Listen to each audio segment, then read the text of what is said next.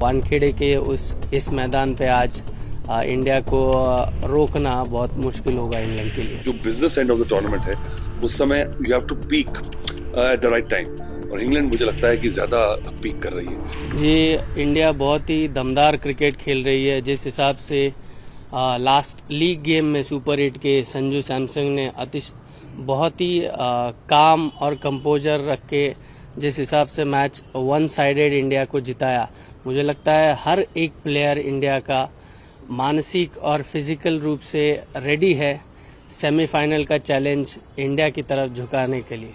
इस बात क्या होगी और कौन से प्लेयर पर सबसे ज़्यादा नजर होगी? देखिए, उस दिन के हिसाब से चलता है गेम। कौन से दिन कौन सा प्लेयर क्लिक हो जाए और मैच जिता दे ये बता नहीं सकते, बट मेरे हिसाब से 3-4 प्लेयर जो मैं बताना चाहूँगा उसमें से है ईशान किशन, अभिषेक शर्मा, सूर्य कुमार और हार्दिक पांड्या। ये 4 बल्लेबाज है। मुझे लगता है इस 4 में से अगर 2 क्लिक कर जाए तो वानखेड़े के इस मैदान पे आज इंडिया को रोकना बहुत मुश्किल होगा इंग्लैंड के लिए। इंग्लैंड के साथ खेलना भारत के लिए कितना आसान है और मुश्किल है? मैं मानता हूँ कि फिलहाल इस टूर्नामेंट की, इस T20 वर्ल्ड कप की जो 2 दमदार टीमें हैं वो है साउथ अफ्रीका और इंडिया खुद। तो मुझे लगता है कि इंडिया और इंग्लैंड का मुकाबला अगर देखा जाए तो मुझे लगता है ये ऑलरेडी इंडिया की तरफ है 60% और इंग्लैंड को मैं 40% ही दूंगा, क्योंकि उनका जितना पोटेंशियल है उस पोटेंशियल के हिसाब से बहुत सारे खिलाड़ी हैं उनके जो अभी फॉर्म में नहीं है, बटलर हो या आर्चर हो। तो मुझे लगता है खाली हैरी ब्रूक है जो अकेले कप्तान सिंगल हैंडेडली यहाँ तक पहुँचा है इंग्लैंड को, बट इंडिया के कंपैरिजन में इंडिया बहुत सारे प्लेयर है जो अच्छे फॉर्म में है। तो मैं वही कहना चाहूँगा कि इंडिया का दबदबा ज़्यादा रहेगा। ये अब T20 है, मैंने बार बार कहा है कि सेमीफाइनल जरूर है।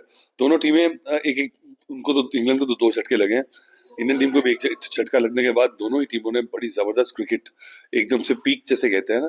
और मैंने बार बार कहा है कि एक ऐसे लंबे वर्ल्ड कप में शुरुआत अच्छी होना हो, पर आप जो business end of the tournament है उस समय you have to peak at the right time, और इंग्लैंड मुझे लगता है कि ज्यादा पीक कर रही है। क्योंकि देखिए, अब है तो वानखेड़े का स्टेडियम जहाँ पे थोड़ी बाउंड्री छोटी है, रन बड़े बनेंगे और चेस करने वाली टीम को फायदा होने वाला है। तो टॉस का भी बड़ा इसमें रोल रहेगा कि क्योंकि ड्यू आने वाली है। दूसरा ये मैं कह रहा हूँ कि इंडियन कंडीशंस में सबसे बेहतरीन अगर स्पिन का बारे में बात की जाए तो इंग्लैंड का अटैक है। उनके पास डॉसन है, लेफ्ट आर्म स्पिनर है, विल जैक्स ने बड़ी जबरदस्त गेंदबाजी की है, और साथ में अब्दुल रशीद तो है ही। तो मुझे लगता है कि उनका स्पिन अटैक जो है हमारे से थोड़ा बेहतर नजर आ रहा है। Will Jacks 4 man of the match जीत चुके हैं, तो कमाल का एक नया टैलेंट डिस्कवर हुआ है। पर फिर भी मुझे लगता है कि क्योंकि अब इंडियन टीम जो है ना, जिस तरह से पिछला मैच जीती है, तो जो मोमेंटम है वो मैं कहूंगा कि भाई वो खतरनाक होने वाला है।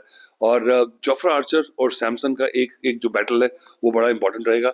और सबसे बड़ी बात जो मुझे घबराहट हो रही है कि कहते हैं लॉ ऑफ एवरेजेस है, औसतों का असूल जो है क्रिकेट में बहुत बड़ी बात है।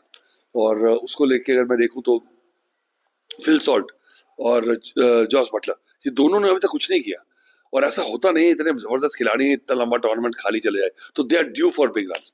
तो शुरुआत में मुझे लगता है कि बुमराह का इस्तेमाल करें कप्तान स्काई यादव, तो बेहतर रहेगा, क्योंकि इन दोनों की साझेदारी तोड़ना जब इंग्लैंड बल्लेबाजी करेगा वो डिसाइड करेगा, एक तो रन अप प्ले, और दूसरा संजू सैमसन और अभिषेक जोफ्रा आर्चर को कैसे हैंडल करेंगे, ये मैं देखने वाला बात होगी। प्रभातखबर.com, विश्वास वही, रफ्तार नहीं।